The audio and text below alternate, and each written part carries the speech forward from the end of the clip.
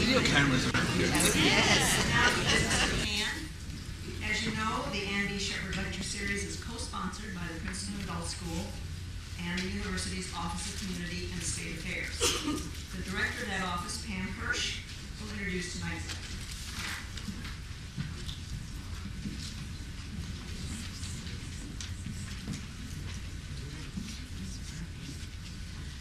Good evening to you all. I'm so happy to be here tonight. It's the first one that I've made. I'm sorry, Nancy, but this is on Borough Council meeting night, and I'm usually otherwise engaged, but this is much more pleasant. As Director of Community and State Affairs, I have had the honor of working with the Provost, Amy Gutmann, on issues affecting both sides of the Fitz-Randolph Gate. And no matter what perspective from either the town or gown side, Dr. Gutmann's contributions constitute a spectacular picture of achievement. I have a particularly special relationship with Dr. Gutmann. She, thanks to her petite stature, is one of the few PU administrators with whom I can almost make direct eye contact. However, her professional accomplishments are unequivocally gigantic. When Dr. Shirley Tillman became Princeton's first woman president 2 years ago, to much international fanfare, there was little media brouhaha over another first, Dr. Amy Gutmann becoming Princeton University's first woman provost. In her current role, and in her former role as the founding director of the University Center for Human Values, she has demonstrated a powerful commitment to issues of fairness and diversity. And in both positions, but particularly as university provost and teacher, she has been able to take her passion on the topic of diversity from policy papers to reality in her day-to-day administration of the university and in transmitting values to those she teaches and with whom she works. As most of you know, Dr. Gutmann will be leaving Princeton on July 1st to assume the position of president of the University of Pennsylvania. We at Princeton will feel her absence keenly, but at least she will be close enough to call upon if we need a little bit of her wit, warmth, and wisdom, and also to gloat if we continue to beat Penn at basketball.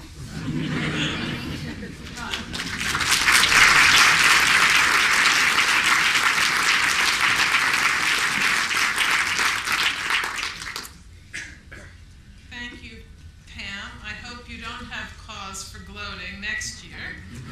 This year, it's good that the Princeton won. The subject of this series is with regard to good and evil. And I'm going to be talking, since there's so much bad in the world around us, I'm going to be focusing on what I consider a good, and even its critics, even its staunchest critics, the staunchest critics of diversity, I think don't consider it an evil, although they consider it a bad, and used in bad ways.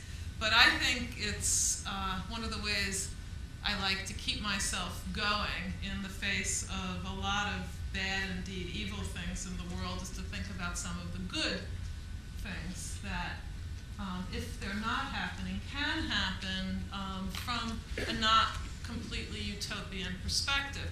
And I think from any historical perspective, one has to say that the achievements, some of the achievements of diversity, and I'll explain what I mean by that in a few minutes, but some of the achievements of diversity are truly good historical achievements of our lifetimes, but not unproblematic ones. And I want to talk about the good of diversity, why diversity matters, why why diversity is, or at least can be, a good thing, and also why it's controversial. And I hope to leave you with some food for thought about that. But even more importantly, for tonight, I will leave enough time to entertain some controversy and some critical questions from you about what I have to say. So I'm going to be talking about why diversity matters in higher education. That's a realm we all know quite well. It's a realm I've lived in for the better part of my adult life. But a lot of what I have to say will be relevant not just to higher education, but to education more generally. Diversity is a controversial good.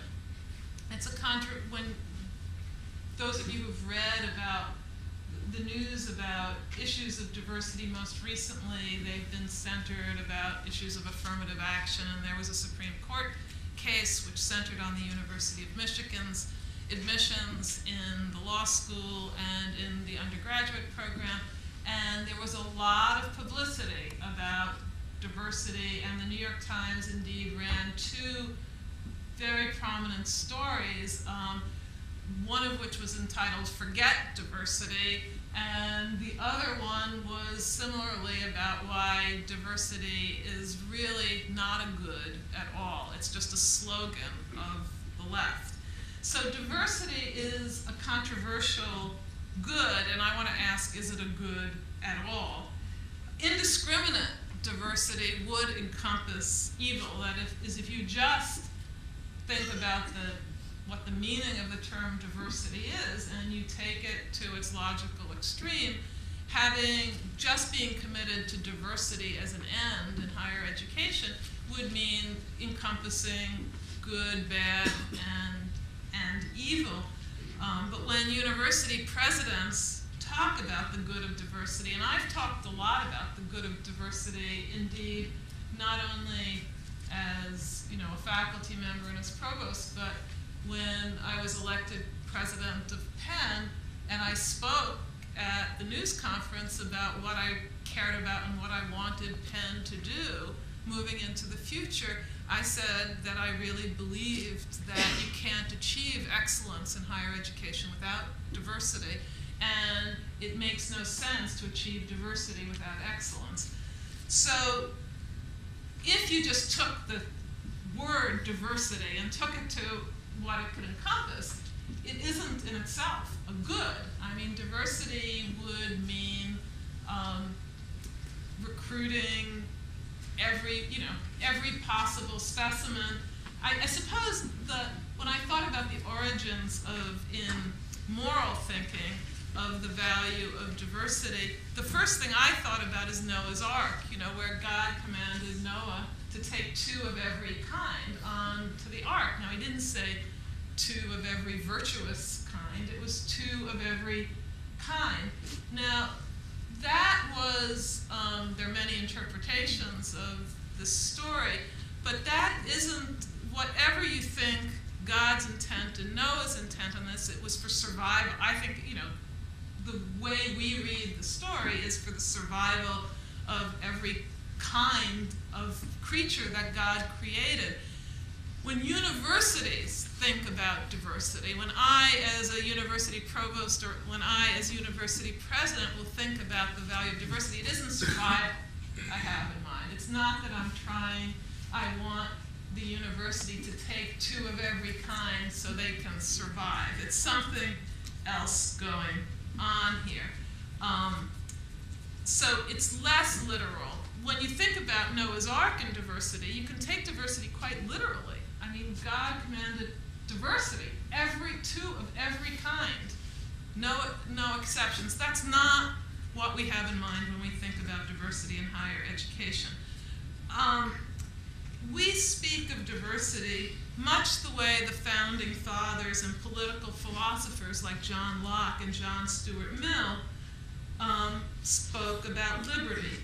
We speak about liberty and diversity within the bounds of some ethical, or in the case of diversity, educational standards. Now, liberty is a good.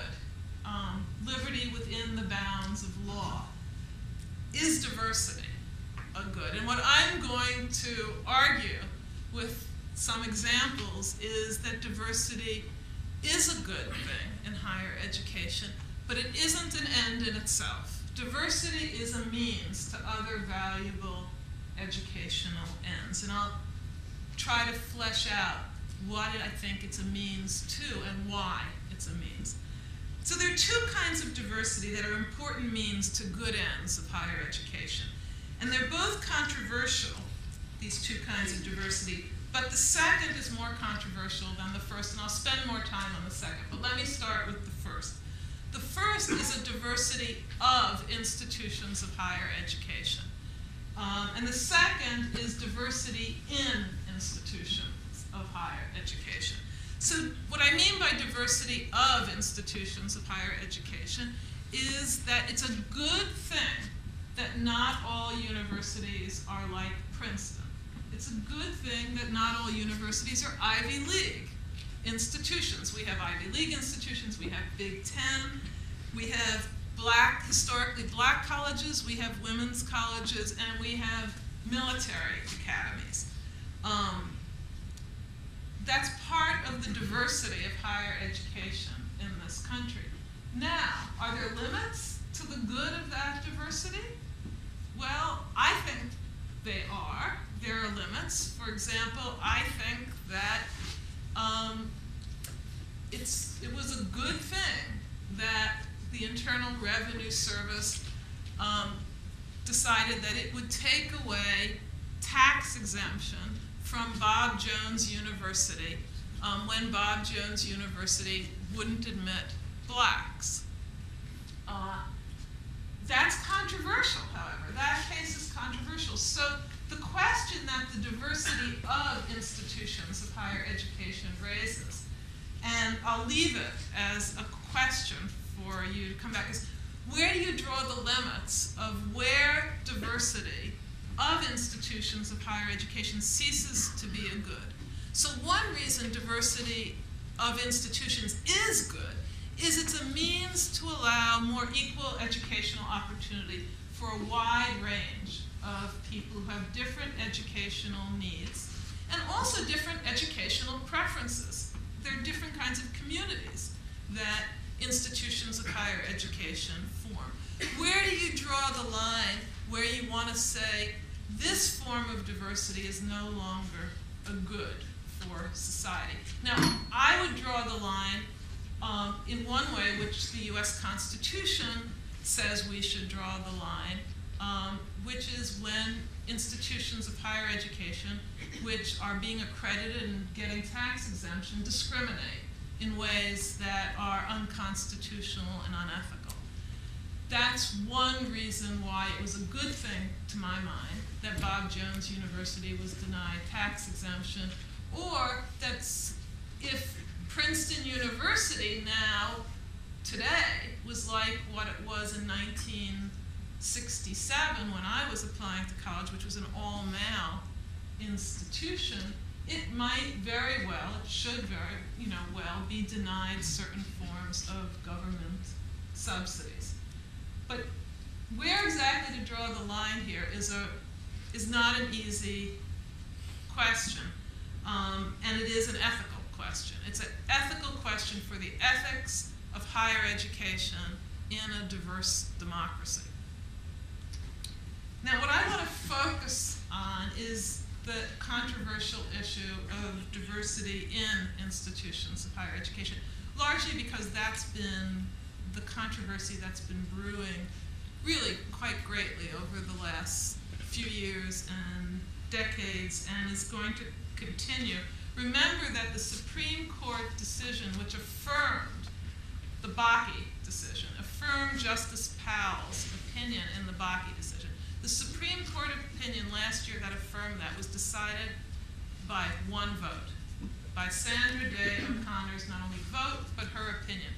Unlike Powell's opinion in Bakke, what Sandra Day O'Connor managed to do is get an opinion signed by 5 justices. So it was, helped instantiate Court's view in the Bakke decision into the law of the land, because previously there had been controversy which erupted in the Hopwood case when the district court actually said Powell's opinion isn't the law of land because it was only his opinion. It wasn't signed by a majority. Now, we now have a form of diversity in higher education, the ability to count race as one factor among many, as constitutional in this country because of one vote on the Supreme Court. If that isn't a controversial position to be in our society on the question of diversity in higher education, I don't know what is. It's by no means something one can take for granted as a matter of constitutional law, because it could be shifted by the shift of one Supreme Court justice. And also, it's something that people argue about a lot, and will continue to do it. Now, why is diversity in institutions of higher education much more controversial? Well, I think it's much more controversial for several reasons. One is it affects people much more personally. That for every minority who's admitted to a university like Princeton, there are probably 1,000 non-minority families who think their child would have gotten in had that person not, that African American or that Hispanic American not gotten preference. So it's much more seen as much more personal. The second thing is it is zero-sum. The truth is that when you admit somebody on the basis of gender or race or athletics, you aren't admitting somebody else. So it actually is, there's something at stake here for individuals. Now, one of the reasons that I think the use of diversity as a good has continued to be as controversial as it is that I don't think people on either side have made very clear arguments publicly about what they mean by the good of diversity. And I'm going to try to at least clarify what I think the strongest case is for diversity in higher education. What's the aim of diversity in higher education? Now, when affirmative action began as a practice in this country, it began under the rubric that it was necessary for social justice. And President Lyndon Johnson used the analogy of a foot race. And he said the following. He said, look, if a runner in a race has been shackled, has his legs shackled, and has fallen behind in a 50-yard dash by 40 yards, you don't just take the shackles off and let the race continue. What you have to do is start the race over again and put people at the starting point, the same starting point, unshackled. And he said that's what affirmative action is intended to do. It's intended to make up for the lost distance, to compensate people who have been shackled in the race of life and even out the race. That would be the better part of social justice, he said. That was the first public introduction of the rationale for affirmative action. And yet I submit to you that for many of us who value diversity in higher education, we cannot say that the purpose and value of admitting more African Americans, Hispanic Americans, women, or whatever, minorities, is because we're giving them, putting them at a fair starting point in life because they've been shackled. So imagine if every African American or woman in the, who was a beneficiary of affirmative action thought that this is what I deserved because I have been so much more disadvantaged than my majority colleagues have. They would have to believe that, they would be just so much smarter and so much better than they are now when they got into Princeton, say, had they only not been, born and raised in an African American family or Hispanic American family. But in fact, what we do at Princeton and what I'll do at Penn and what every selective university does is admit the most highly qualified minorities into the university, not the minorities who've been most shackled in the race of life. Now, social justice demands, I think, that there are policies that our government should put in place that provide better health care, better daycare, support, welfare support for families, whatever you think would best aid people who are the most impoverished, the most disadvantaged in our society, so they can have more equal opportunity and therefore more equal educational opportunity. But by the time students apply to Princeton, it is too late for Princeton to make up the foot race, how much they've been shackled. Princeton has to take the students who are most qualified to achieve at Princeton.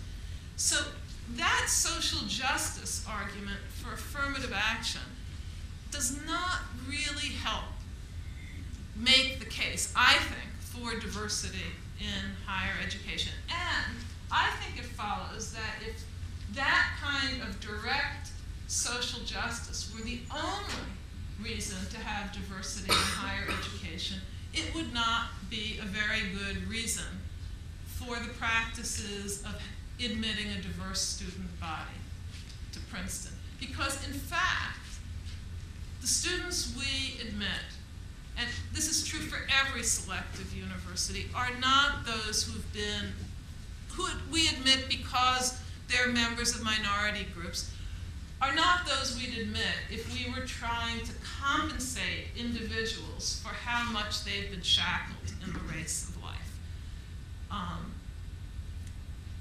I think it's a good thing to compensate individuals for being shackled in the race of life, but institutions of higher education are eminently ill-equipped for doing that.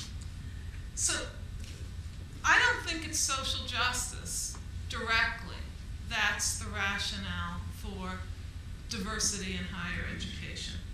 I think it is education for social justice that's the rationale for diversity in higher education. And let me explain what I mean by that.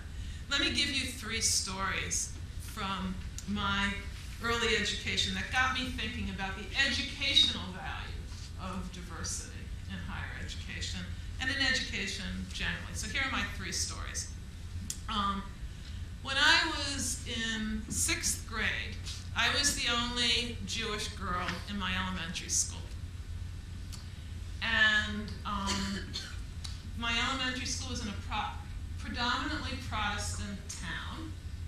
I grew up in Harriman. My elementary school was in Harriman, New York. I don't know if any of you know the foothills of the Catskills, but if you drive up on the New York State Thruway, the Thruway forks into the Quickway, which goes to the Catskills, and the Thruway, which continues up to Albany.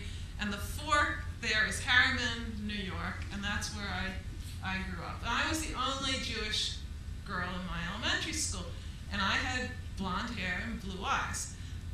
And most everybody else in my elementary school just happened, it was very small, had brown hair and brown eyes. And a new girl came into my class in 6th grade, and she had blonde hair and blue eyes. And my best friend, I'll never forget this, sitting next to me, very perceptive and bright, my best friend's name was Diane Turnbull, turned to me and said, "Oh, she must be Jewish." So that's story number 1. stereotypes get formed about minorities. This was a false stereotype. It did me no harm. It did Jews no harm as far as I can tell. But it is a story about how education, if it doesn't have a critical mass of minorities in school with people, how easily it is to form false stereotypes. Second story. When I was in high school now and applying to college, recruiters came to my high school from several Ivy League colleges and met with my principal and the guidance counselors. And for various reasons that are fluky, that are just a matter of serendipity, my mother convinced me, because her doctor convinced her, that I shouldn't just apply to state universities in New York, I should apply to an Ivy League college as well. I thought, by the way, that since I wanted to be a teacher, ever since my whole life I wanted to be a teacher. When I was in kindergarten, I wanted to be a kindergarten teacher. When I was in high school, I wanted to be a high school teacher. And sure enough, when I was in college, I wanted to be a college teacher. I thought you had to apply if you wanted to be a teacher to some place which had teacher accreditation. Well, no Ivy League college accredited teachers, so I wasn't going to apply to an Ivy League college. So my mother's doctor said, that's silly, she should apply, she can still become a teacher, so I did. Well, it turned out, even though my father had died the year before, and my mother was supporting herself and me on Social Security, that my guidance counselor and principal told the Ivy League recruiter that we're rich, I'm not going to need a scholarship. Why? Because I'm Jewish. So I'm rich. Again, that's not a stereotype that typically would hurt. I did get a scholarship because all we had to do was submit our internal revenue, the tax statement, and I got a full scholarship. But so that's also not a stereotype that would typically hurt me. Although in this case, if there wasn't objective evidence, it would have hurt me. But just imagine some of the negative stereotypes that get formed that can hurt people. The third story is, so the second story is how stereotypes, how false stereotypes could potentially actually hurt people. The third story, which also happened in my high school, was the following, and it's not a story that would happen in this form. I don't think it was a story that would happen today, but it's a true story, and I remember it vividly. And that is that one of my fellow students, who was African American, there weren't very many African Americans in my high school, applied to several Big Ten colleges and got into one and was accepted, got in, and visited. And when he visited, they told him that a mistake had been made. They hadn't realized he was African American when he applied. Now, this is, from the perspective of the students I teach now, this is a long time ago. I graduated high school in 1967. So it's a long time ago. From any historical perspective, it's not that long ago. That's a case in which a negative stereotype really hurts. And hurts not only the person, but if I remember this story, just imagine the effect that story had on the life of the person who, after being admitted to this university, was told a mistake had been made. So now let me step back from these stories and say why I've told you these stories, what I think one can learn from these stories, and I'll go beyond these stories. First of all, the first thing I want to say is that social justice demands, the direct demands of social justice, for example, not denying admission to an African American because he's an African American, is much more important. Those demands are primary, and the demands of diversity in higher education are important, but they're secondary. So nothing I say should detract from the idea that whatever the value of affirmative action and diversity in higher education, it is not as great as the value of providing decent health care, decent income, and so on to people who have, especially children, who have done nothing to be undeserving, but for the fact that the social lottery of life means that they were born into a less privileged family.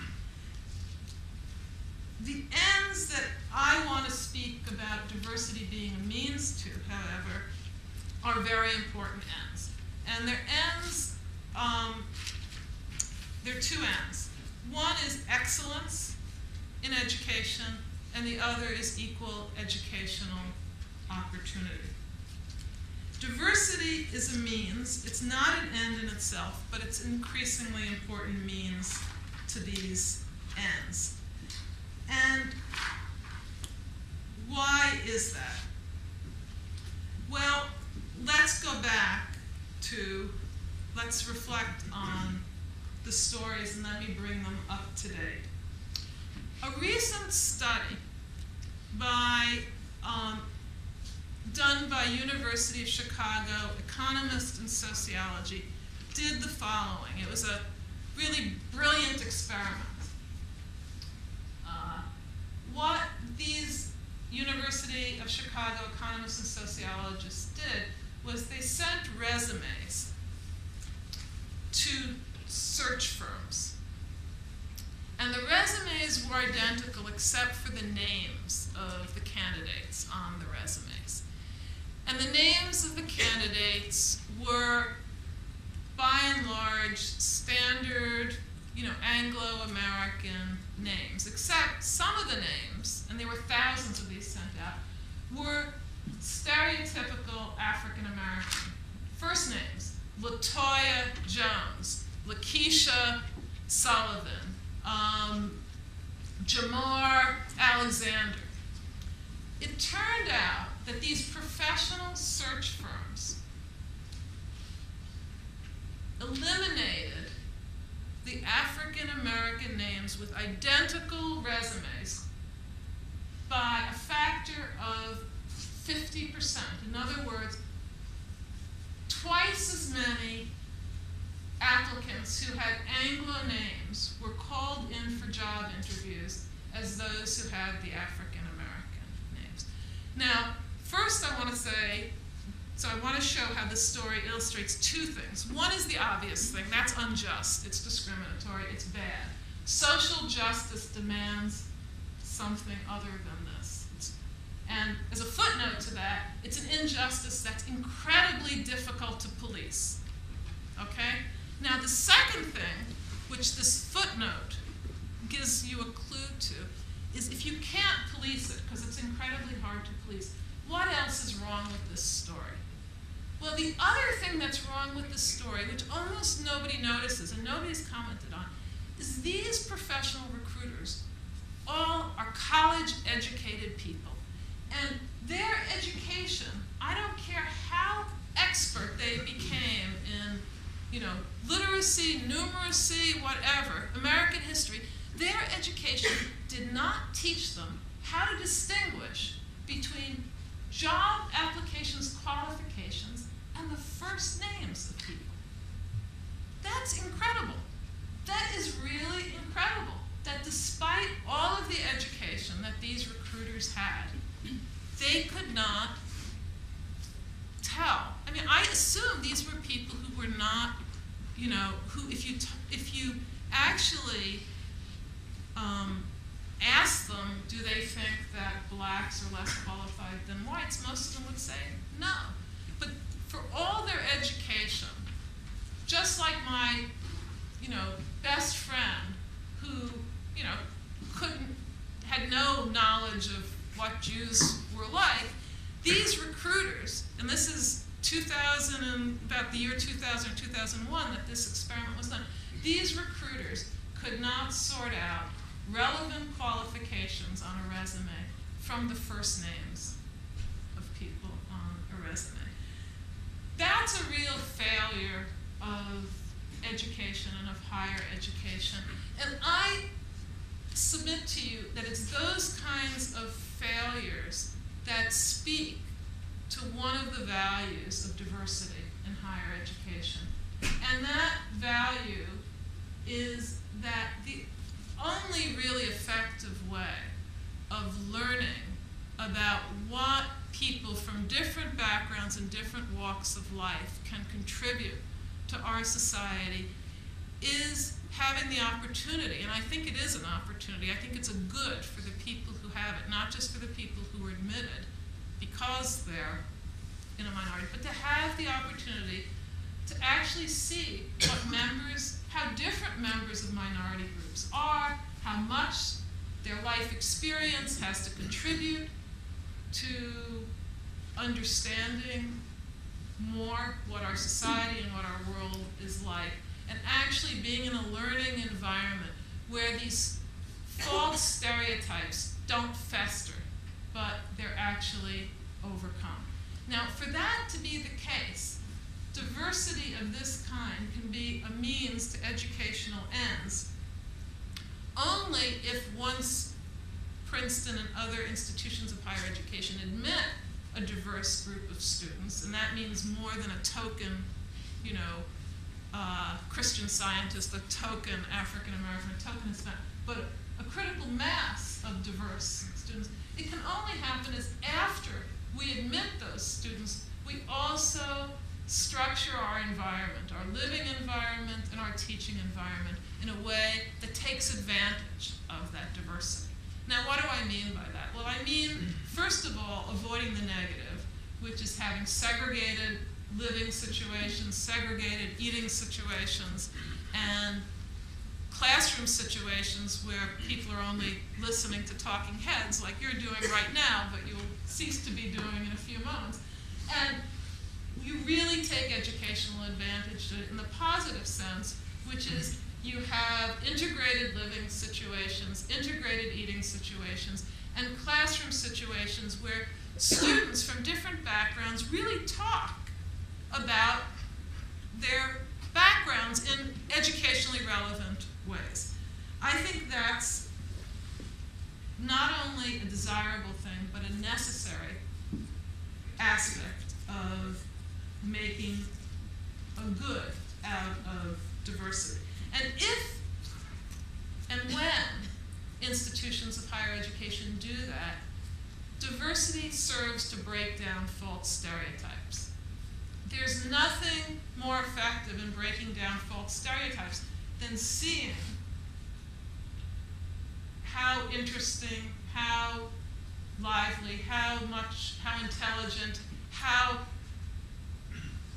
just exciting it can be to live and work and play with a group of people who aren't just like you are. And that's part of what education, and certainly what higher education, can do. The second value of diversity in higher education really was, I think, best articulated a long time ago by the philosopher John Stuart Mill. And I'll just read you some quotes from Mill, because I don't think anybody has improved upon what he said as the value of diversity for what I would call creative and critical thinking, which is a very important end of higher education. Mill wrote 150 years ago in On Liberty, "He who knows only his own side of the case knows little of that. His reasons may be good, and no one may have been able to refute them. But if he is equally unable to refute the reasons on the opposite side, if he does not so much as know what they are, he has no ground for preferring either opinion." So he begins by, you really have to know the side you don't believe in to know what the truth of your own side is. But he goes on to say something that is even more essential to the debate over diversity today. He goes on to say this, which I think is equally true. "Nor is it enough that he should hear the arguments of adversaries from his own teachers, presented as they state them, and accompanied by what they offer as refutations. That is not the way to do justice to the arguments or bring them into real contact with his own mind. He must be able to hear them from persons who actually believe them, who defend them in earnest, and who do their very utmost for them. He must know them in their most plausible and pervasive form. Now, that suggests expansion of the kind of diversity that I've just been speaking of. I've been speaking of diversity of having, African Americans and Hispanic Americans and, international students and so on. It also, and that will certainly by itself increase the diversity of perspectives that you get, because people who come from diverse backgrounds also have diverse life experiences. But I would expand the notion of diversity and the value of it in higher education to say it's also really important to have students who come from diverse religious backgrounds. That is, who passionately believe different things. I myself have learned from students at Princeton, for example, who come from Christian Science backgrounds. I didn't have a lot of Christian scientists, get to know a lot of Christian scientists. And I've had students who've taught me about the varieties of Christian Science, for example, which I wouldn't have had the opportunity to come in contact with in, outside of an educational institution. So the second value, I think, of diversity is very clearly articulated by John Stuart Mill, and that is, it is a means to more creative thinking and more critical thinking. And the third value gets us one step closer to social justice. And that is the recognition that selective institutions of higher education are gateways to the professions in our society and in the world. If you have a Princeton degree, or a degree from the University of Pennsylvania, you really have greater opportunity to get good professional jobs. And it's an impoverished society whose professionals come from some narrow range of backgrounds rather than from the full spectrum of backgrounds in our society. So to the extent that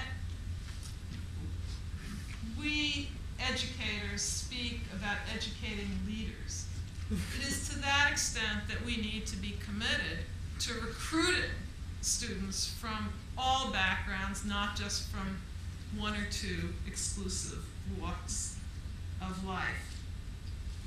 So those are the three, what I think are three major values that diversity in higher education is a means to.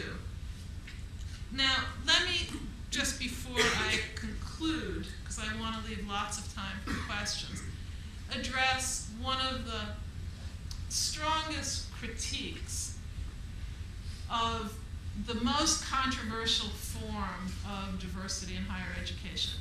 And the most controversial form of diversity in higher education is affirmative action. It's what I talked about at the beginning, and it's what the Supreme Court case in Grutter and Gratz was about, and what the Bakke case was about. And the strongest, I think, critique of affirmative action is what Sandra Day O'Connor actually noted in her majority opinion in the law school case, where she affirmed the law school's form of affirmative action of taking race into account as one among many. And she said, she asked the question actually, when will affirmative action end? It's not a critique of diversity per se, it's a critique of giving preference on the basis of race or ethnicity. And the question is, when will it ever end? Because I don't think anybody thinks that in an ideal society, one should have to take race or ethnicity into account. It would be much better if everybody had equal educational opportunity from the get-go, and therefore affirmative action wasn't necessary. And critics, in fact, the minority in the Supreme Court case made a lot of Sandra Day O'Connor saying her expectation is that 25 years from now, affirmative action would not be necessary. The Justice Scalia interpreted that as saying the Supreme Court has ruled that 25 years from now affirmative action is unconstitutional. That's not what Sandra Day O'Connor said. But there is, I think it is incumbent upon defenders, as I am a defender of diversity in higher education and affirmative action, as the Supreme Court has affirmed it. I agree with the Supreme Court's decision. I also am a critic of quotas, and I don't think race should be the predominant factor, because I think it's counterproductive and wrong to admit students on the basis of race or ethnicity who really aren't qualified to succeed in our selective institutions. But I think it's incumbent upon me to say, when will affirmative action no longer be necessary? I think the answer I would give is I don't know when it will no longer be necessary, but I do know that we should be working in a way that will help the day arrive when it will no longer be necessary. And in the spirit of helping that day arrive, what I have done, and what I will continue to do unless persuaded otherwise, and you might want to try to persuade me otherwise, is to defend diversity as a means to valuable educational and social ends, not as an end in itself. Because if it's an end in itself, then the day will never arrive. I've also defended the academic freedom of universities, that is the institutional freedom to decide who to admit, that makes universities themselves diverse. One of the great assets of the American system of higher education is its diversity. And diversity within a university student body and diversity among universities are both means to very valuable educational ends. Breaking down false stereotypes, encouraging critical and creative thinking, and educating leaders from all walks of life. We therefore must not forget diversity, as critics claim. We must defend it in all its educationally and socially valuable forms. And I think we must defend it, at least I must defend it, with a kind of moral passion and intellectual discernment. If we do, the day when our society no longer needs affirmative action, whether on the basis of race or gender, religion, or socioeconomic status, will, I believe, come sooner rather than later. And so I just want to end by saying my fervent hope is that my daughter will someday see that day arrive. And I know that she never had the kinds of experiences I had, which I spoke to you about earlier. And that's real progress. There's still a lot of progress to be made. And I hope and I expect that if we do defend diversity as a means to educational ends, not as an end in itself, my daughter and your children's generation will live to see the day when we have much more social justice and much more equal educational opportunity. That's all I have to say, except in response to questions. Thank you.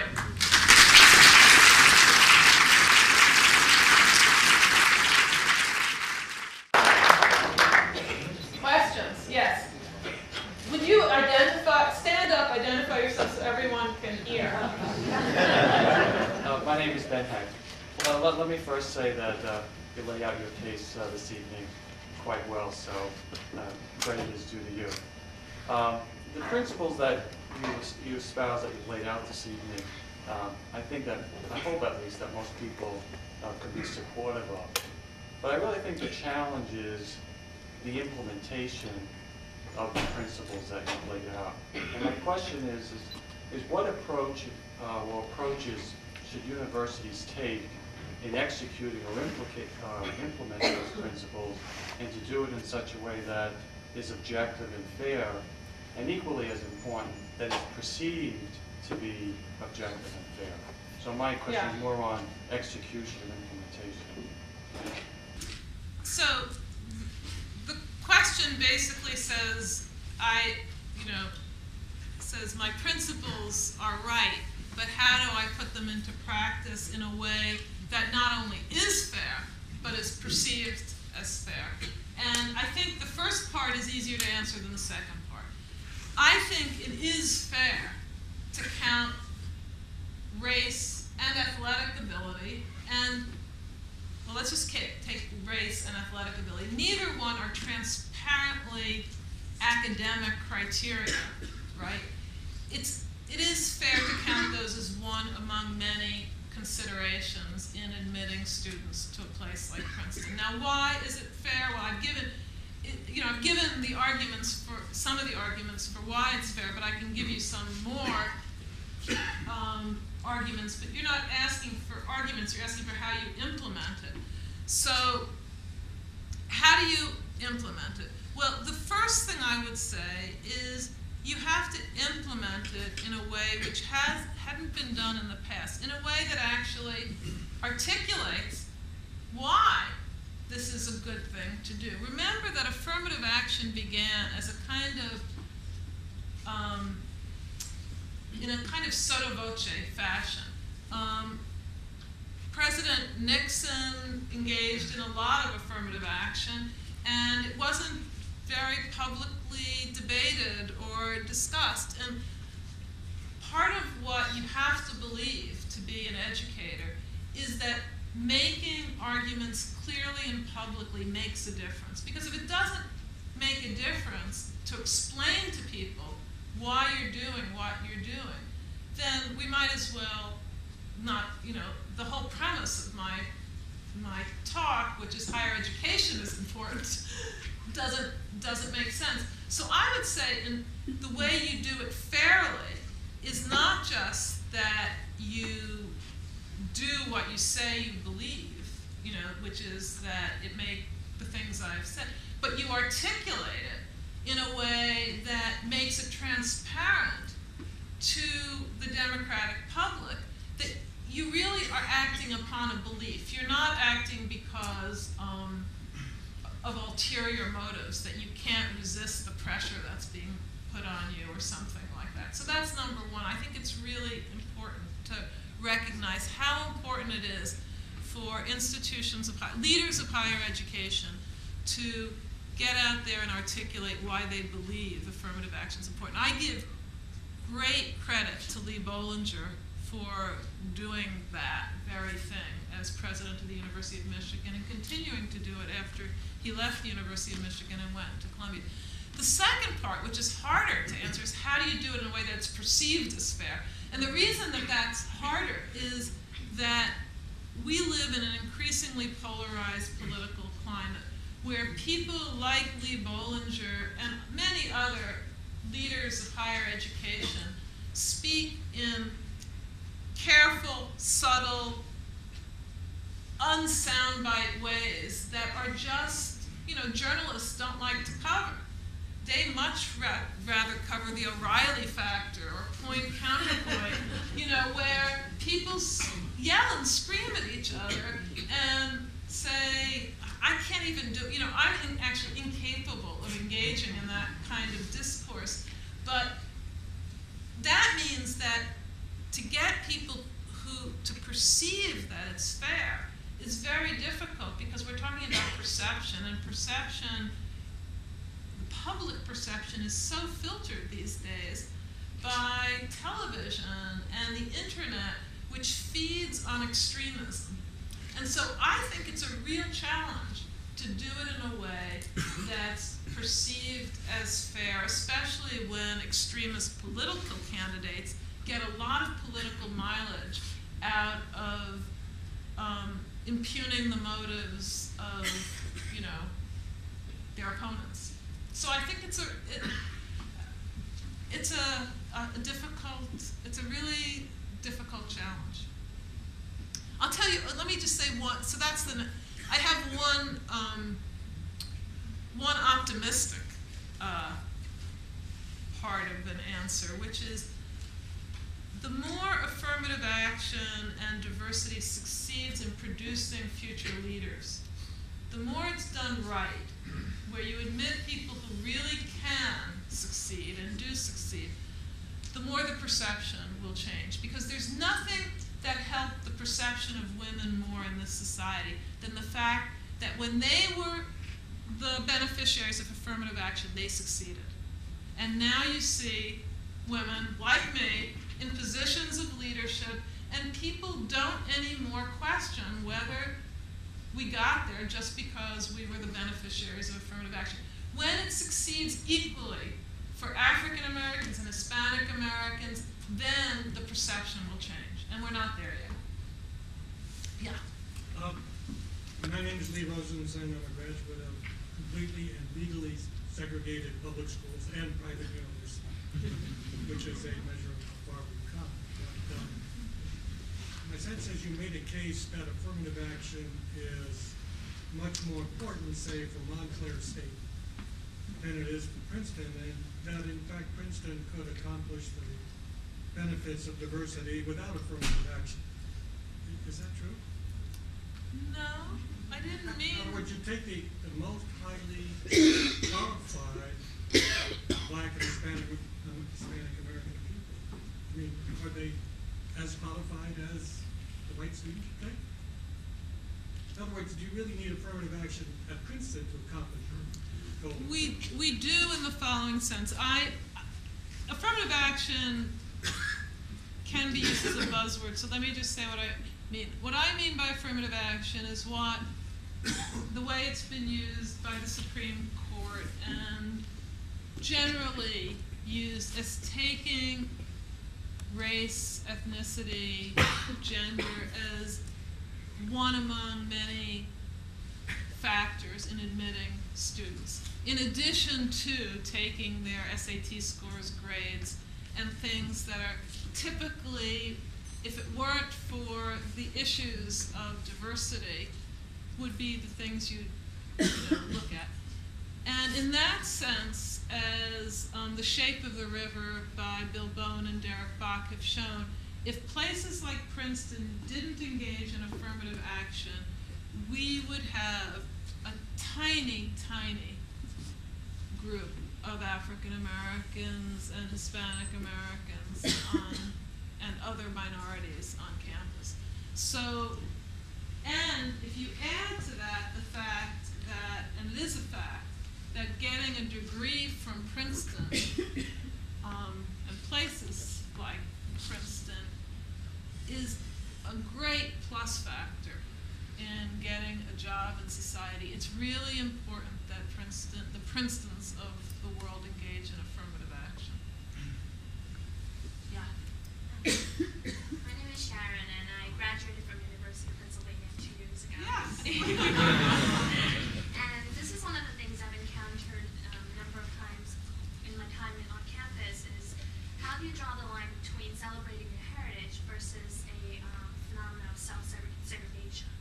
And I recently had the opportunity to hear Dr. Beverly Tatum speak, who wrote a book called Why Do All the Black Kids Sit Together in the Cafeteria? And what's going on in UPenn is that we have houses and programs in the dormitory system that is implicitly, it's kind of unwritten rule that all the African Americans go live. And there is an explicit program such as International House where all the international students, voluntarily of course, go to live in. And these programs are great in the sense where you get to celebrate your heritage or your origin or your ethnicity, whatnot. But at the same time, it's a perception in some of our students that, oh, that house is for African Americans, and I found it intimidating to go in there. And this is something that people can really say on campus. So what are your thoughts on that line between celebrating your unique identity versus a matter of segregating yourself, and what is the ideal mix between the two? Well, that's a terrific question. I really believe practice that you can do both. That there's got to be a place where you can celebrate your heritage, but you also have to mix it up with other people to get a full educational experience. And I know that those houses at the University of Pennsylvania were not intended to be segregated.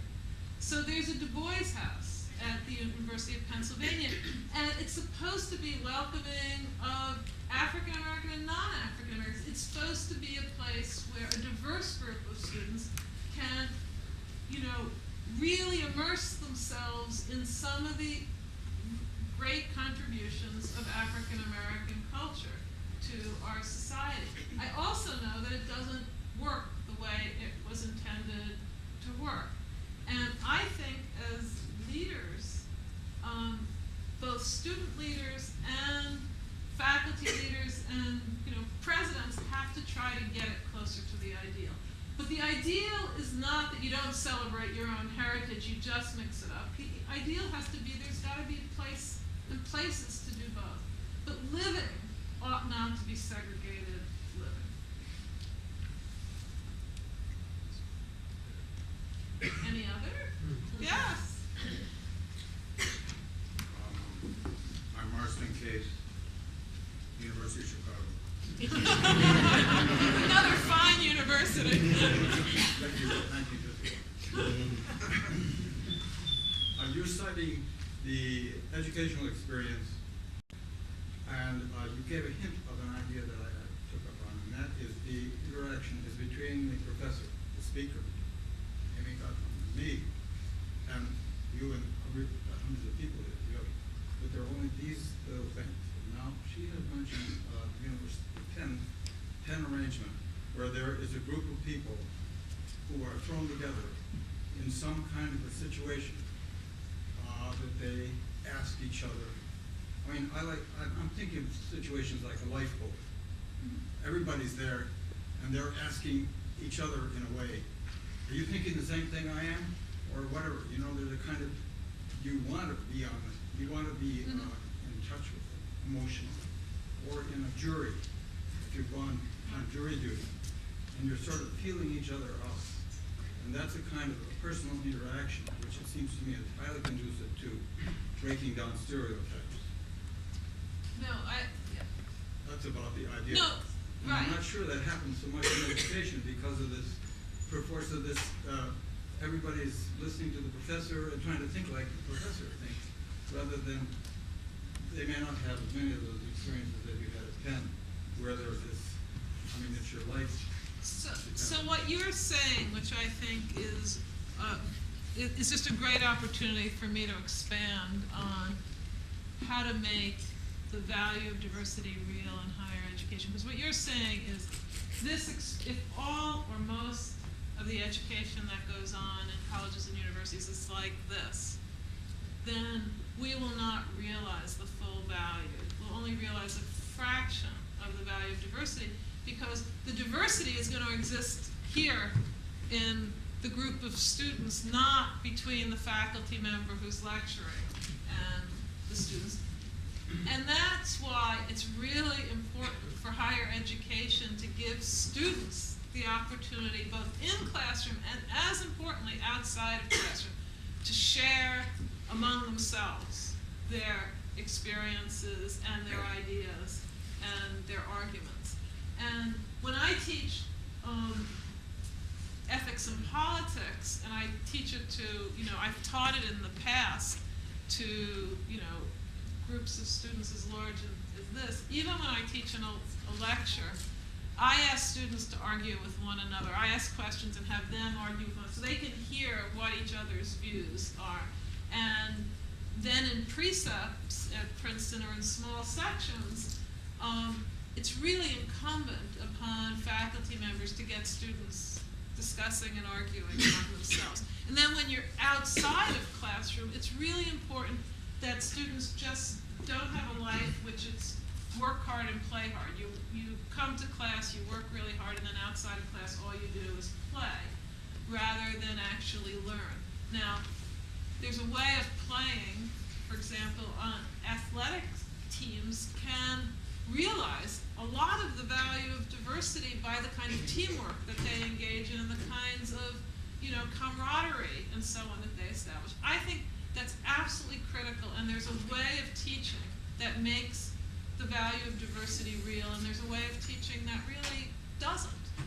And we have to, the first kind is harder than the second kind, because, sitting and listening to a faculty member lecture is not the highest form of education. It's not, it's one form of education. It's not without its value, but it's not the highest form of education.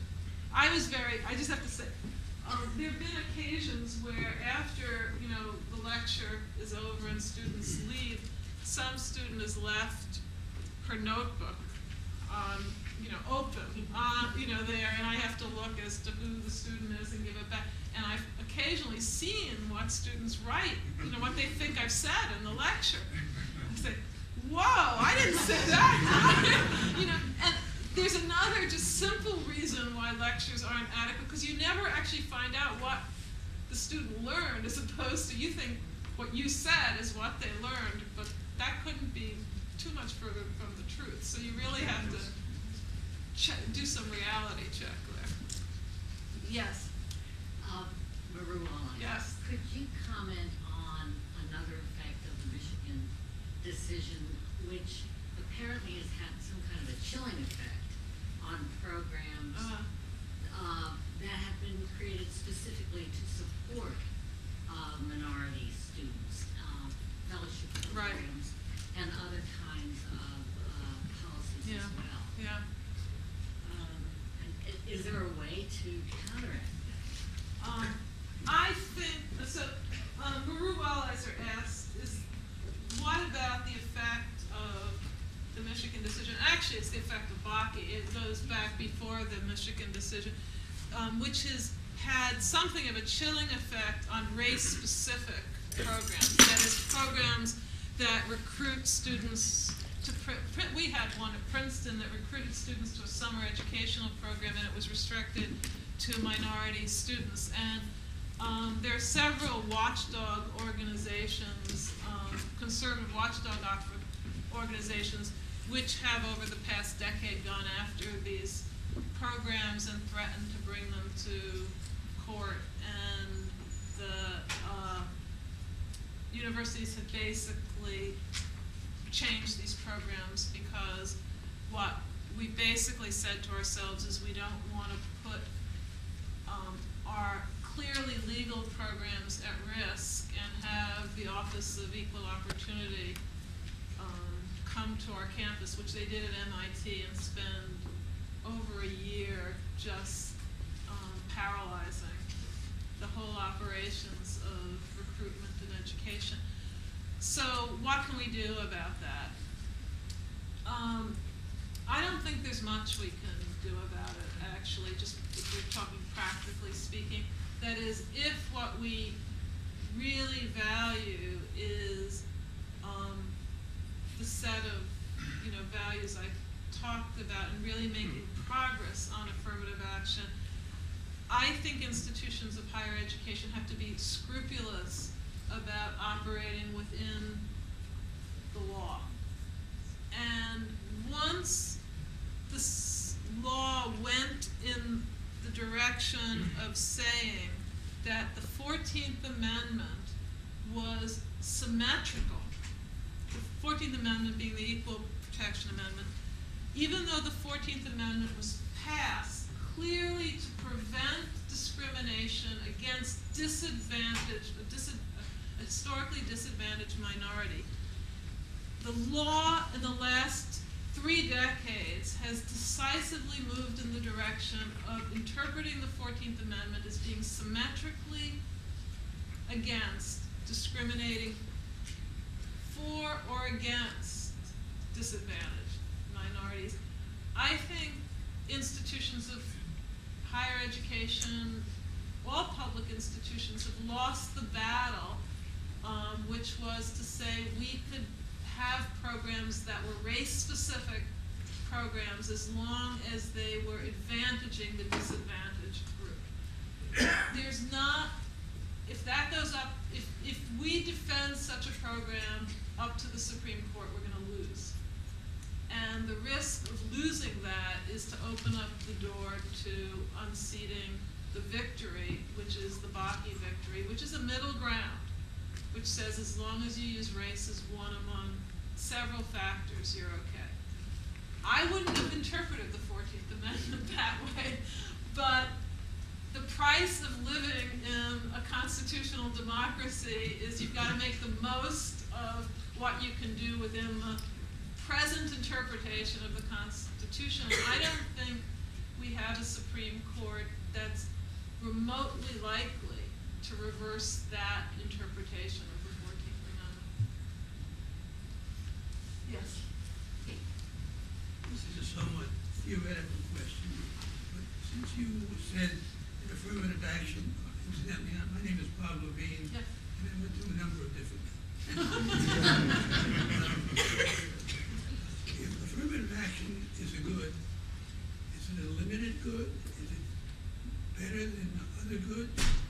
And what are the limitations of it? For instance, why not admit all students to Princeton on the basis of affirmative action? And perhaps, is it the sort of a thing that we should apply to, say, the Supreme Court?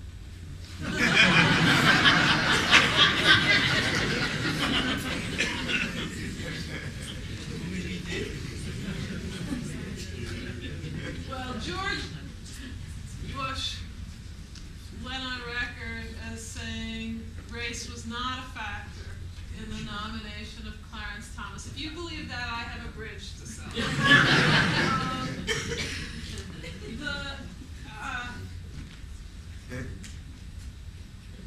Affirmative action has been, as we use it, and it has a political history.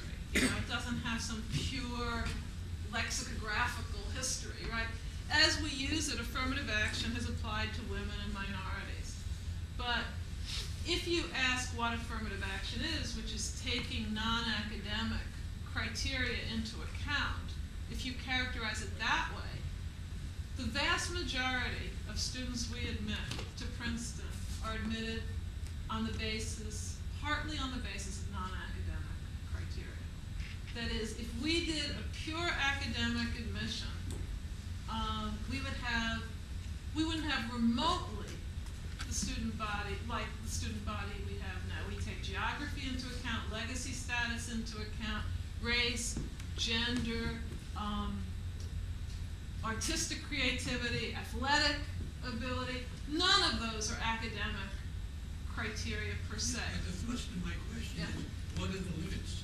Right, okay, but that's just, so the limits, first of all, you have to understand the value of it. The value of it is that there is real educational value to doing that. And what I didn't talk about, because I wasn't talking about the full range of diversity, was there's also the value of the kind of community you create over time. The limits, I think, are the following, and you can add. I would be interested in what other people. First and foremost, the limit is that the diversity that is constituted by a university, a college or university, has to be educationally valuable. For it to be educationally valuable, two things have to be the case. One is that every student, every single student you admit, must have something to contribute and must be able to succeed. And you can tell when you're going beyond the limits of diversity, when your graduation rate is low or not very close to 100%. If you're having graduation rates in the 80%, you're doing something wrong. And it may not be with regard to diversity, but if it's because of affirmative action, you've gone too far. And the second limit, I think, is that you don't want to pursue diversity to the detriment of excellence. And why I say that's a second criteria, because you could do the first, so everybody's succeeding. You know, everybody's graduating, but you're not admitting spectacular students just because they're not what we call tagged. They're not athletes, or they're not minorities, or they're not legacies. That would be a mistake, and I think it would be an injustice to those, you know, academically excellent students. So I'd say those are two of the two limits. Do you have any others to offer? No, we just leave it at that. Okay. Yes. I was curious, you had given many examples of what you called false stereotypes. So I assume there are true stereotypes. Yeah. And we've had lots of examples of those tonight, like Princeton graduates are like this. So how do you work with them?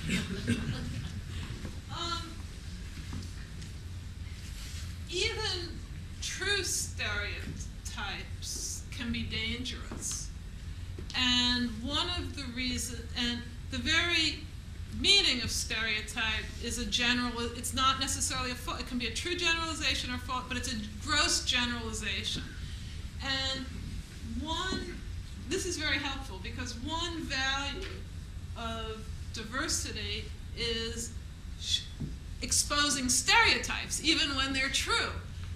So it's very important that we have to generalizations are stereotypes. I mean, the law is full. Fred Schauer has just written a book on this, and basically he says, look, you can't live without generalizations, and stereotypes of people are a form of generalizations, and that's all true. But higher education ought to break down even true stereotypes. And one of the reasons that not having simply tokens of various groups is important is an educational reason, which is to break down stereotypes, period, not just false stereotypes. Because we're all harmed by stereotyping in the following sense. We all want to be, there's some part of all of us that wants to be recognized as an individual, not just as a woman, a black, athlete, you know, a New Yorker, and so on. We all are individuals. We're not just members of a series of groups. And it's very important for higher education to treat people as individuals. We admit students as individuals, and another limit to affirmative action, I said I was against quotas, is admitting students just because they're members of groups. We should look at people as individuals, and part of what we should teach in higher education is the value of individuality. One more question. One more question. Who would like to ask the last question? Yes. One of the issues, controversial issues with regard to diversity in universities that's in the news lately is diversity among the faculty, particularly with regard to intellectual, perhaps political beliefs. Mm-hmm. And where I went to college, 30 of the 32 English faculty have self-identified as left-wing. Where was that? That was Cornell. Okay. where Jeff Lehman, who is the dean of the law school at the University of Michigan, is just the president. Right. Is that something that you see as an issue that universities should be concerned about, and should or could do anything? So do you hear the question? The question is diversity among faculty, and in particular diversity of political beliefs in faculty. And is that something universities should be concerned about? I think diversity of political beliefs in faculty is a good. It's not a good in itself. It's just as I think other diversity.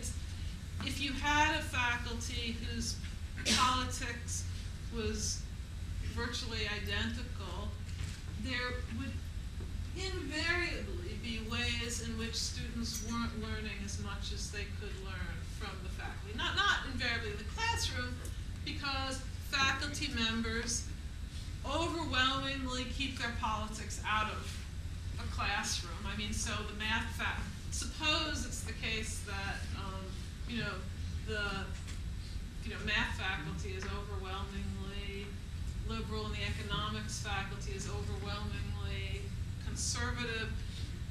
By and large, what they teach is not going to be infected by their politics. And the bigger problem would be if the faculty's politics was just they just infused their classroom teaching with it. That would be a much bigger problem, even if you had a diversity of views. However, the same thing I said about the diversity of backgrounds for students applies in a different sense to faculty, which is you want faculty in a residential university to be mixing it up with students outside of the classroom. That means talking about, all kinds of things, including politics. So I think it really is a plus to have a politically diverse faculty.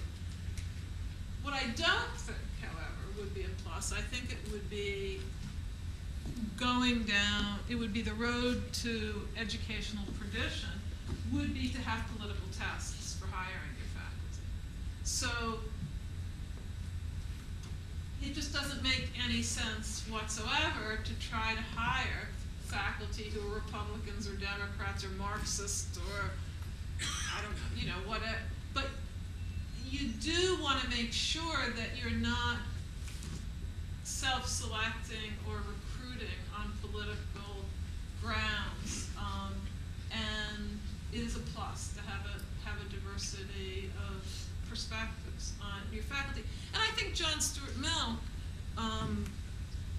the quotes that what he said is relevant here, that faculty are advisors to clubs. And to have among your faculty, among your intellectual leaders, people who passionately believe in different things is a real educational plus. Okay, thank you very much.